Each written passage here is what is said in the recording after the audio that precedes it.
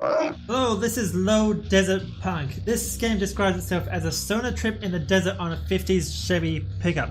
But I found this little indie game through the week, and this is probably the most decent I've found. There's a bit of fun behind it. But look at this, high score is 3,000, so I've already played this quite a bit.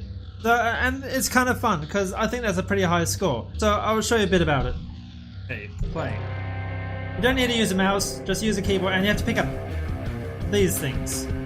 Oh, and you have to avoid whatever these things are.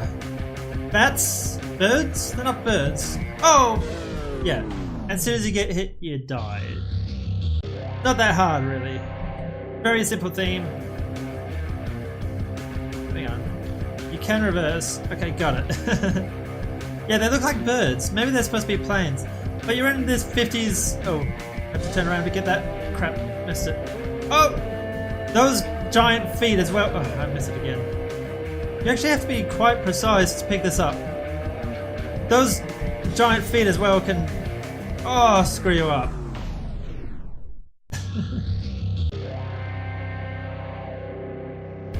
500. So I'll try to beat my score. I only need to collect like 4 or something.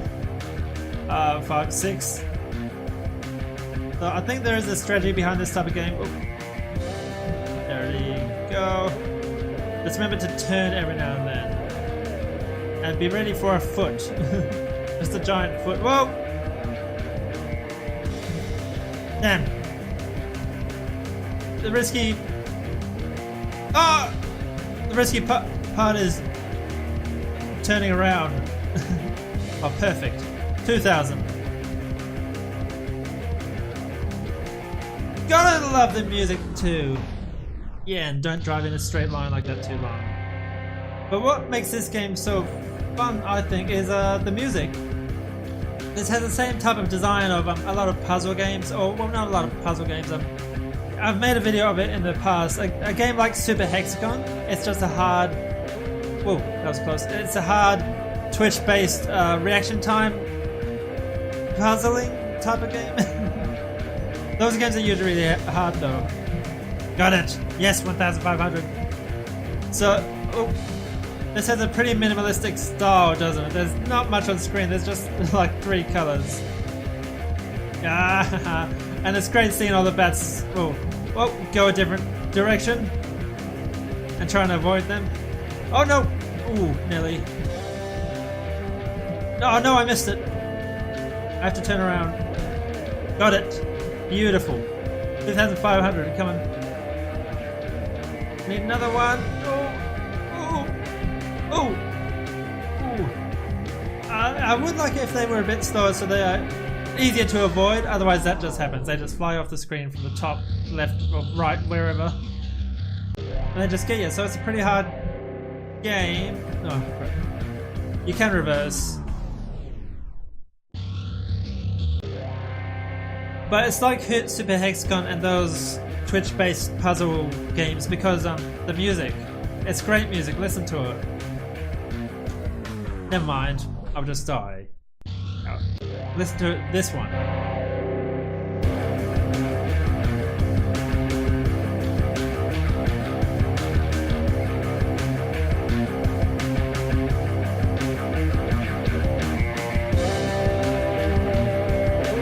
Oh, I was too slow. I shouldn't have turned there.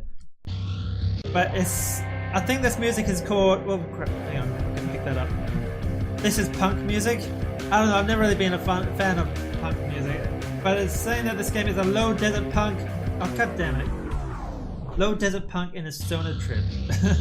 So, because I really like the setting of games, I really like to try and figure out the setting and what should happen in this type of world.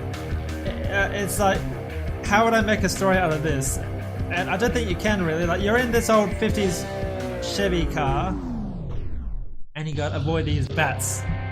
So you're in backcountry. Maybe. Bats or birds, or maybe you're avoiding planes. What was the artist going for? I don't know. Artist, composer, whatever you want to call them. There's one. Got it. Avoid the giant, badly drawn foot. But this game has come out at an interesting time for me because I've been researching a lot into minimalism and game design.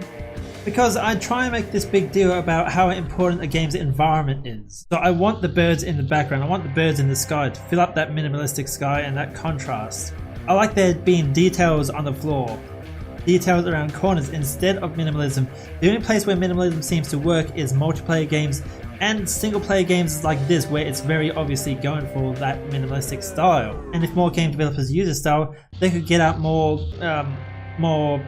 striking games, I guess. Like imagine this game where you're just on a huge dirt road and you're trying to avoid these birds, bats, planes, whatever. It wouldn't look so interesting, would it? But a lot of minimalistic styled games seems to focus on the multiplayer, specifically combat or the actual gameplay of the game, not so much the visuals. But then you look at some AAA games, some big budget games with that minimalistic style, and you can't really go past Mirror's Edge, which that game definitely focuses on its parkour gameplay, running over rooftops, jumping onto other rooftops, avoiding and jumping onto red things. But the art in that game is beautiful. There's a contrast usually, like lime green and white, blue and white, red and white obviously, orange and white. You can see this pattern here, can't you? And these very artistic games, this very minimalistic artistic games don't need to advertise themselves as much as other games.